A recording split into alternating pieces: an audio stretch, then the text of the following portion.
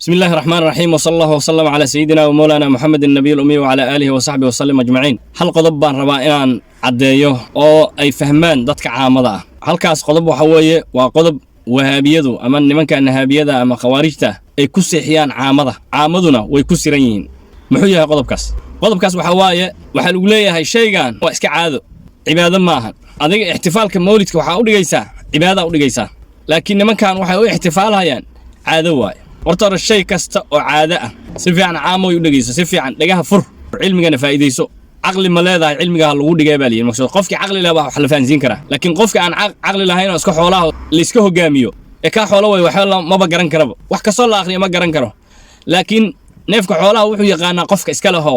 budada ama buunshaha u daadiya ama cooska siyu yaqaanaa kaas marka uu iska raacaya bila shuruud maxaa yeelay waa iska xoolo maqsad laakiin qofka caqliga leh cilmiga markii loo sheego uu fahmaya haddaba waxaan rabaa in idin sheego waxa weeye shay cilmiyaha idin faa'iideeyne caamoy qaata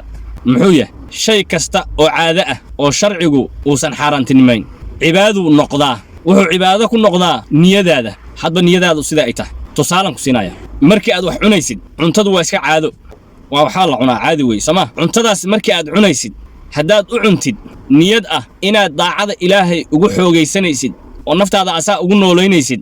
bixusni niyatika waxay noqonaysaa cibaado noqonaysaa waa cuntadii aad adigu cunaysa ogow bixusni niyatika bay waxay noqonaysaa cibaado tuubanaha muxuu yiri salawaatullaahi wasalaamu calayh innamal a'maalu binniyaati amal kasta iyo hawl kasta oo la qabto waxay ku ansaxdaa niyada tusaale kalan ku siinayaa waad seexanaysaa waxaad u seexatay inaad salaatuleyl aad u soo kacdid darteed inaad wax yar indhaha isku qabatid si salaatuleylka aad u soo kacdid cibaado aad ugu soo kacdid baad u niyeysatay ama quraan u akhrisatid niyadaadaas hurdadaadaas xasanaad iyo khayr baa kaaga socda waa hurdo caadiya laakiin ajar baa ka helaysa haddaad iska seexatidna waa caado waxaan kaloo kuu sheegayaa oon ku tusayaa niyadu awoodda ay leedahay oo kale niyadu wax aadan samaynin baad ajar haddana ka helaysaa tusaale waxaan kaaga siinayaa xadiiskii rasuulka salawaatullaahi wasalaamu calayh markay rasuulkii iyo asxaabtii ay baxeen ayaa rasuulku wuxuu yidhaha salawaatullaahi wasalaamu calayh maa qadactum waadiyan walaa salaktum maslakan meel ma goysaan oo waadi ma jirtaan oo ma socotaan oo bahgooyo ma goysaan ilaa nimankii maka aan looga soo tegay ajarkay idinla wadaagayaan bi rasuulka sallallahu alayhi wasallam xabasuhumul cudur daar baa xabaasay ee ma ahane sidaad adinku u hijrooteen bay ayaguna u hijroon lahayn laakiin qalbiga waxay ku hayeen hijradaas ogow makay joogaan mana hijroon laakiin ajrigi waxay heleen ninkii hijrooday ajarkiisa oo kale heleen maxaa yeelay nabigu wuxuu yiraahdaa niyatul mar'i khayrun min amalihi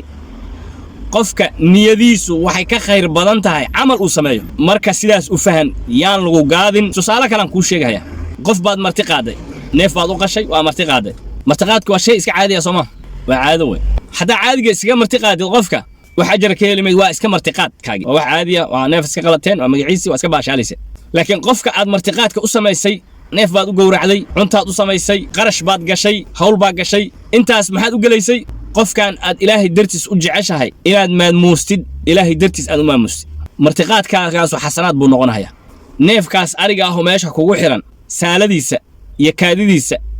iyo macna socodkiisa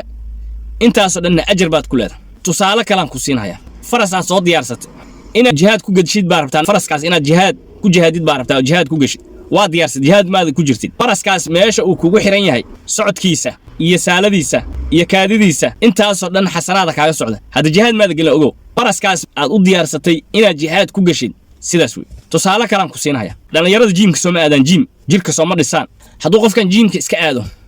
waa wax caado ah oo jirkiisa dhisaayo oo caafimaadkiisa ka shaqeynayo waa iska caado weey wax sanaada kama helayo laakiin jiimkaas iyo jirkiisaas uu dhisaayo hadduu niyeysto inuu ugu diyaar garoobayo difaaca diinta iyo cadowga islaamka inuu ka difaaco uu u diyaar garoobo maanta booda haddii la dhaho uu saas u diyaar garoobayo jirkiisa u dhisaayo xasanaadii ajar buu ka helayaa waa u cibaado marka waa inaad fahantaa caamoy meesha lagu qufula ka soo bax ihtifaalka mawlidka salawaatullaahi wasalaamu calayh waxaan loo dhigayo waxa weeye maxabada rasuulka loo qabo salawaatullaahi wasalaamu calayh iyo maxabada ilaahay loo qabo iyo weynaynta la weynaynayo xabiibkanagi waa intaa weey iyo barista la barahayo dadka caamada ah la barahayo siirada rasuulka salawaatullaahi wasalaamu calayh iyo inaan qalbigeenu uu ku adkaado uu ku xoogaysto siirada rasuulka iyo dhibaatooyinka uu soo maray markii laga sheekeeyo qalbigaaga waa qiiroonaya wax badan baad dareemaysaa diintan fudaydku kugu timid inay ciyaar ku imaan nabiga lagu daqray iligkiisa la jabshay